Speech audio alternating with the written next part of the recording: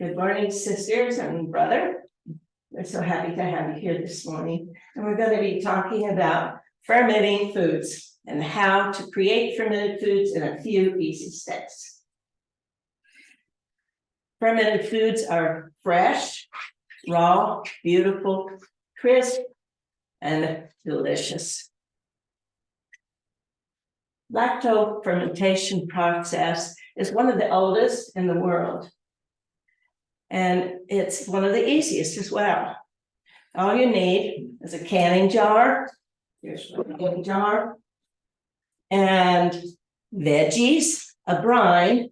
And you create your brine with salt and water. And I usually use a little jar like this filled with water. Just use like 1/4 of a teaspoon of this in there and shake it up, and it's ready to go.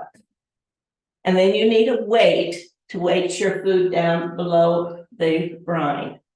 Okay, so if you're just starting out, a little plastic bag with some water works great. You can use that. If you want to do this more professional and time, you want to buy the stuff, you can use little weights like this and this little lid that naturally helps it to burp, and so that you don't have a problem with it overflowing or bursting. Okay, the saltwater brine creates an oxygen-free environment where only the lactobacillus bacteria can survive. It's a wonderful little bacteria, and it acts as the preservative and keeps the bad bacteria from living in your ferment. You do not use, oh, wait a minute, that's the wrong one. Why use lacto-fermented foods? Fermented foods pre-digest in your stomach. So you pre-digest, so your stomach doesn't have to. Contains probiotics that improves your health and digestive system and preserves the food for much longer duration. Serves as a condiment or a salad. And you can use the brine and some olive oil and some herbs to make a wonderful dressing for your salad. Ingredients for the brine, how to make the brine. 2 cups of filtered water, 1 tablespoon of your salt without iodine. You don't want anything that has additives in it, not like Morton's salt, okay? You can use real salt, or you can use the pink salt, just something good, okay? Heat your water slightly if you need to dissolve the salt, and you do not use hot water. All right, choose your veggies, any veggies you like. But remember that firmer vegetables do better than softer ones. You can use different vegetables in your ferment. And the herbs that you might like to add, celery seed works really great, red pepper flakes, garlic, horseradish, thyme, hot chilies, peppercorns, basil, dill, oregano, lemon, or lime. Just wash your vegetables, cut them up in bite-sized pieces, and go.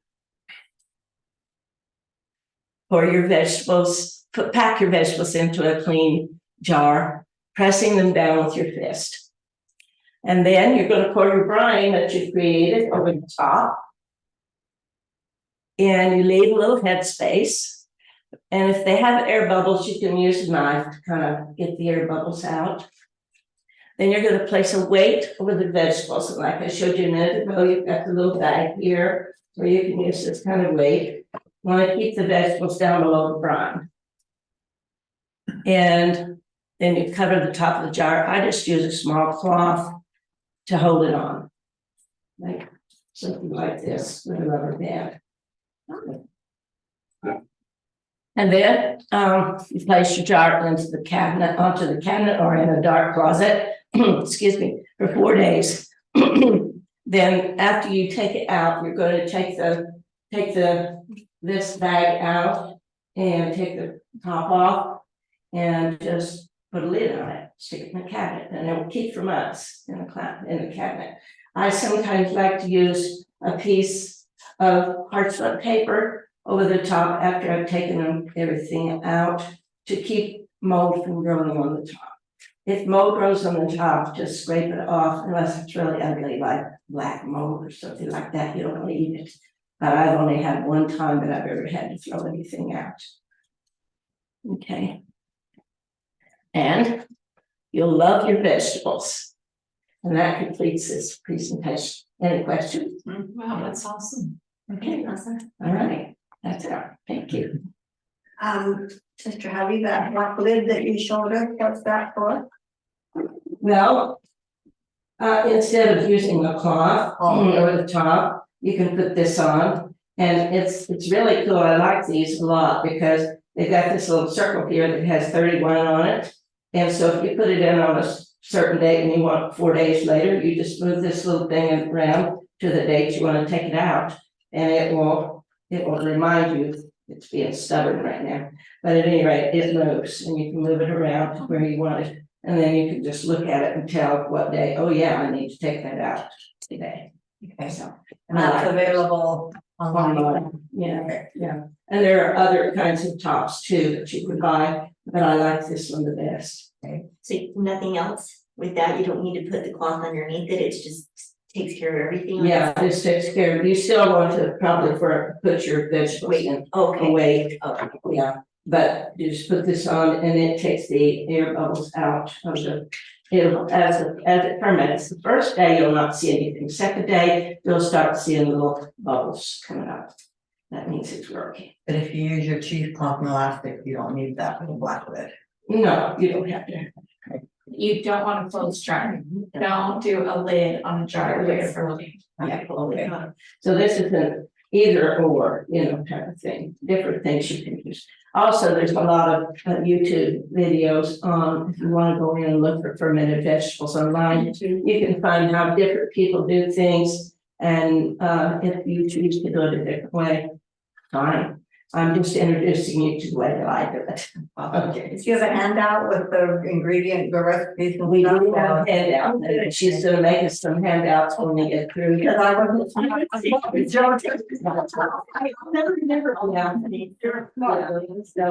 Yeah, I do that too with my phone. Yeah. But anyway, after we get all finished with everything, then I'm gonna let everybody taste the stuff. But I've got 2 other little short videos that I'm gonna do.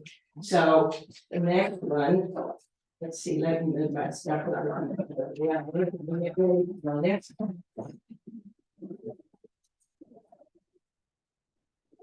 Video, do this. All right, let's see. My next one is, just push that over here. Back here. All right, so that's.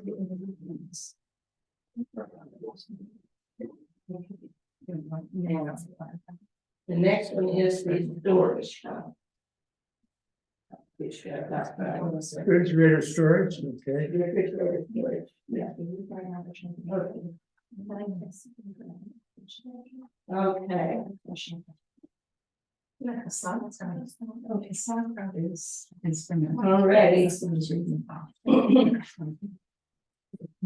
All right, refrigerator storage. All right, you ready to go? All right. Okay, we're going to talk about refrigerator storage and how to not lose any of your food in the back of your fridge ever again. Okay, go. All right, this allows you to buy larger quantities of food, take advantage of sales, have greater variety of food on hand, and have extra food to ferment. You can set up your fridge storage by using canning jars of various sizes with lids and flats. Lazy Susans in your fridge for your jars to sit on, so you don't have to move jars out into the cabinet and see what you got. Plastic shoebox for small ones. I just have a little plastic box that sits on the side, and I have some small jars for that. Paper towel holder is wonderful for holding your rings, which these little guys here, these little rings. And then I have a couple of little containers that I put the flats in, different size flats. And then tall or largemouth jars for larger, longer vegetables. And you'll be seeing a picture of that. Okay, I have a corner cabinet in my kitchen that has a circle thing on it, and that's where I keep a lot of my jars. This shows my paper towel holder and my little containers that I put the flats in. And I put these down in the bottom of my cabinet so that every time I need them, I have to stoop down. So I get exercise when I. Can you get back up? Yes, yes. Okay, Glen. Okay, all right. These are the large tall jars I was talking about. You can get these kind of jars, which are great to store carrots whenever you come home from the store, or celery's in this one, and this is cauliflower. Okay, and over here, this is one of my Lazy Susans. This is the bottom shelf of my fridge, but I have one of those on each shelf, and one of them has a smaller one, so I can have a plastic box beside it. Well, when you turn that Lazy Susan, don't the jars fall off? No, Well, if you had nimble enough fingers that don't work well, they probably would. no, I'm not having any problems with that. The trick is the new kind. They have little lip all around the edge Well, there. it takes up quite a bit of space, doesn't it? Well, In your it's fridge? right at, like, it's the same size as the Lazy Susans before, but they have this little, it's Yeah, I really. understand, yeah. Yeah, it doesn't go bigger than, well, everything takes a room, but I just. Okay, Well, now why can't you use plastic instead of jars? Well, when you put things in plastic, if you bring your food home from the grocery store in plastic and leave it in plastic, it will rot. Well, if you wash it and let it air dry, it doesn't. Well, I don't know. I've found a lot better success with Okay. using jars because it'll last a lot longer. I read about that too, that very thing, to put them in glass and not our typical, which we always do. Yeah. The dollar store sells that fabric that you put on inside your drawers and shelves and that allows it for things not to slide on it, and you could cut that and put that on the Lazy Susan, and then the jars would not slide on the Lazy Susan. Just like spin it so hard. Yeah. Well, if you don't have a loose Lazy Susan, you can also use a lid off of like cheesecake and just pull it around. You know, it won't be like a Lazy Susan, but you can just pull it around. If you don't have that and you want to use those, you could use that. But I've used all kinds of things in the fridge to try to experiment. And also, this is not big enough to hold, be on the whole shelf. So you have room behind it or in front of it. And so if I like my ferment, if I had several jars of ferment, I may put them behind there, on my one that's smaller, not the one that takes up the whole shelf, but the one that's smaller. And so I can see what's back there and pull them out. So that makes it easy. Okay. Yeah. And then If Go ahead. if you're really having a problem with a Lazy Susan, you get a Lazy George, that's your husband. well, you couldn't say lazy Glen because he's not lazy, but okay. Next to Glen. Okay. All right, and this I think I went through. Did I go through this already? Okay, vitamin C powder.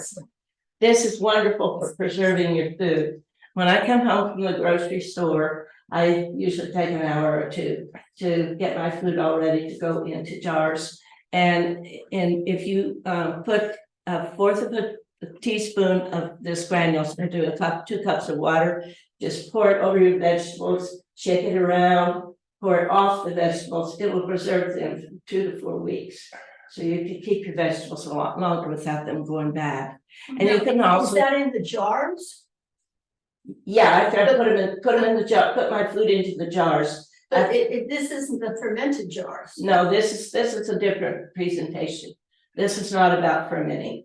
This is about refrigeration storage. Okay, so the fermented jars you put where? In a closet or something? You can leave them in the cabinet for months, yes. Or Okay. if you want to open them and use them, then you put them in the fridge. That's the part I missed. Thank you. Okay, yeah, okay. So also sometimes whenever, if I spend an hour or two and I've used this several times, when I get finished with it, if it's got some veggies and stuff, I just drink it because it's got vitamins from the food that you've been working with. So, and you wash the food, of course, before you pour that over. So it's good. All right. That completes that presentation. Thank you very much. That's awesome. Great. Okay. We're done with that. Where's my mouse? Food preparation ideas. Save time and money in the kitchen.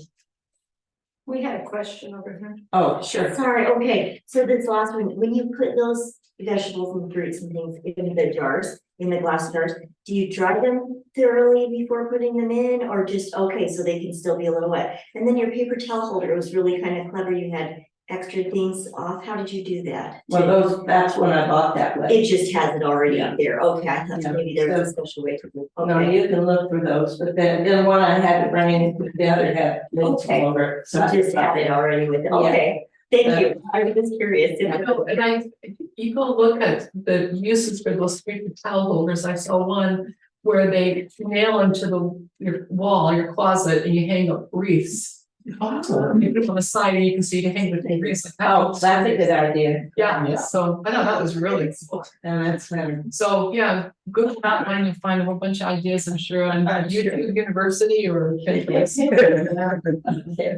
All right, okay, Glenn, next slide.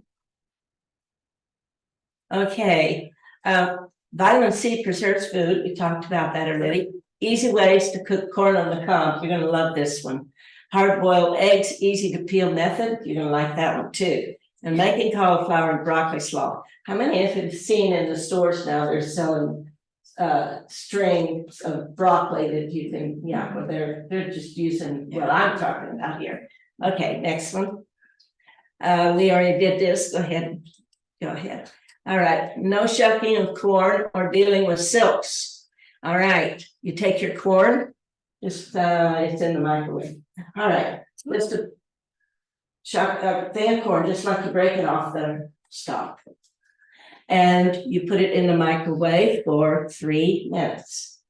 Then with gloves, and it shows here in the picture, grasp the top and cut off the bottom just above the stem. Here's the stem, and then just cut so from the stem. And then you could do it that way, or we're going to experiment with something else today where we're going to leave the stem on and just cut around the center there so that you won't have the stem gone and you can grab it. We're going to try that. But then the other thing, then you grab at the top where the silks are and just squeeze it out. And it comes out without any silks or anything on it, ready to eat. So we're going to try that after we get through video, and I'm going to have Glen demonstrate that. Okay, and this is the YouTube where I got that. So if you want to go in and look at the YouTube, feel free. Yes. The other idea is cracking eggs so that the shells will come off real easy. You just hit the fat end of the egg where the airspace is. Just tap it so that it makes a little cut, a little thing like that, and put it in cold water. Cook it for 20 minutes, and it will start to crack like this. I usually just cook it on high for 20 minutes. Then you, whenever you get through with that, you take it out and put it into a little pan of water. I have a little jar here that I like to use. This one here, and it has a lid. You have to have a lid. Just put it in water up, so on it, maybe an inch and a half of water. You don't want it covering the egg. And then when you have it in here, then you just shake it back and forth, and that will break that eggshell loose to the next one. And it will come out in one piece, and your egg will be over here all clean. Wow. I like that. I did too. And I did some last time. It was really neat. Okay. The last one I'm going to show you here has to do with the cauliflower and the broccoli. The part that most people throw away over there is really good food. You don't have to toss that. You can use that, clean it up good, and put it into something where you can chop it. I have a little thing that goes on my blender that chops the food and makes it like this. And that's what I use. Maybe you have something at home you can use, or if you don't, you could chop it up by hand. You can use broccoli, cauliflower, carrots, onions, all of those different things, chop them up and make a wonderful slaw. You can use cabbage in it if you like, or you don't have to. Or you can use any combination and make a wonderful slaw from it. I imagine you could microwave that and put butter on it, just like, because you could. can eat it the same way, because. Problem is, when you have it in the big part of the stem, it's not chewable, but you chop it up and then when you steam it.